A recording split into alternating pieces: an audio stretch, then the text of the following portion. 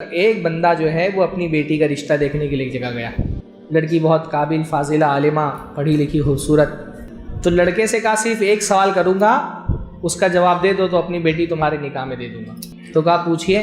تو کہا بتاؤ تمہاری مسجد میں آج کل فجر کی نماز کا ٹائم کیا ہے؟ ہاں، تو لڑکا دیکھنے جائیں تو یہ سوال لازماً کریں، کیونکہ بہت سارے بولتے ہیں لڑکا نمازی ہے. ان کا نمازی کا مطلب ہوتا ہے کہ کبھی کبھار ایک دو نماز پڑھ لیتا ہے ایک وقت کی.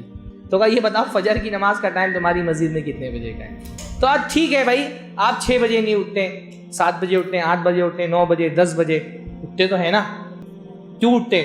کیونکہ دکان پہ جانا ہے، کاروبار کرنا ہے، جاب پہ جانا ہے، اسکول جانا ہے، کالج جانا ہے.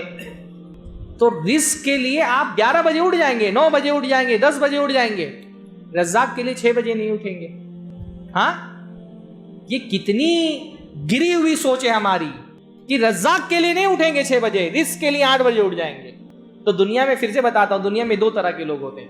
کچھ لوگ وہ ہوتے ہیں جو رزاق کے لیے اٹھتے ہیں، اور کچھ لوگ وہ ہوتے ہیں جو رزق کے لیے اٹھتے ہیں. تو آپ کن لوگوں میں سے بننا ہے آپ کو انشاءاللہ تعالی؟